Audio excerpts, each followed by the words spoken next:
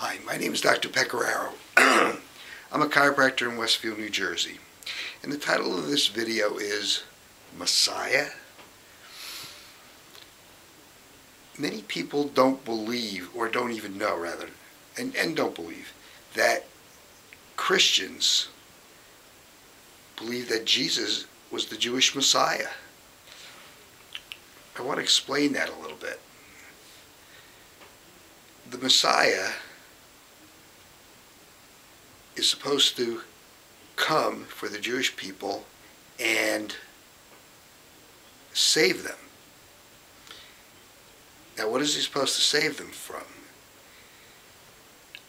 I don't know what the Jews think now, but I know at the time of Jesus, the Jewish people, most of them felt that what they were going to be saved from was the Roman oppression.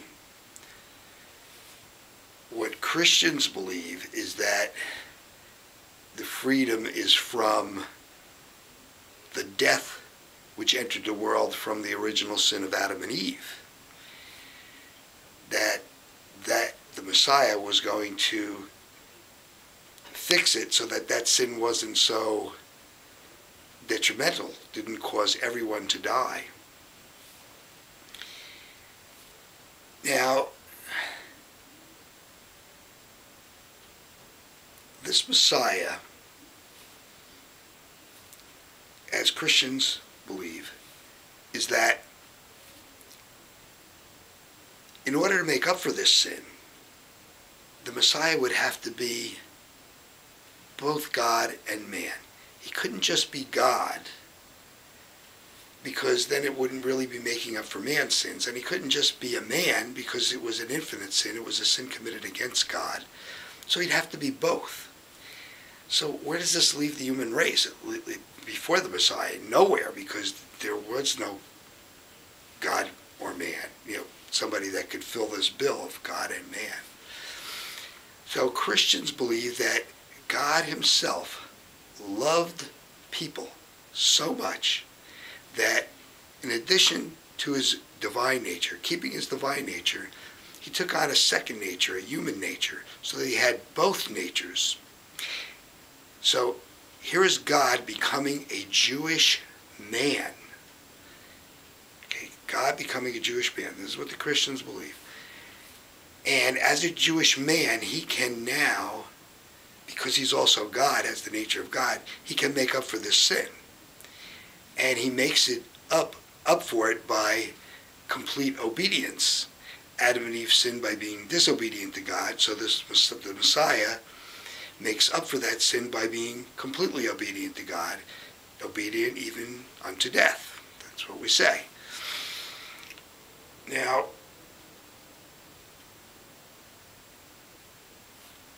there are many people that will be watching this that aren't Jewish, aren't Christian, and even if they are, they're not going to believe what I say. But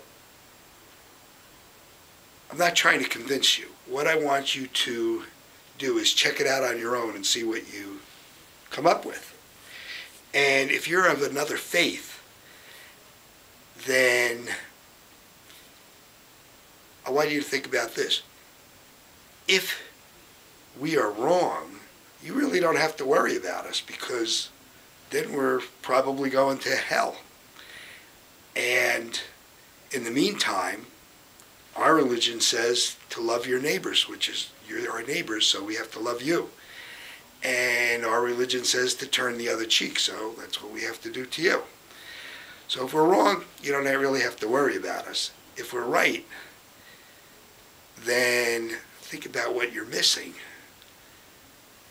Being aware of God himself, who's all-powerful, loving people enough to take on that human form to save them from the sin of Adam and Eve.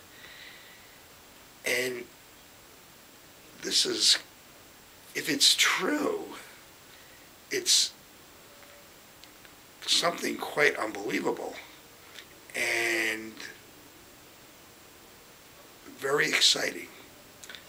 So anyway, no matter what you are, think about what I said. This is what Christians believe. And if you're not any of the religions that would come into play in what I'm saying, think about what I said at the end. So I hope this does something for your life. And I'll pray for all of you. Thank you.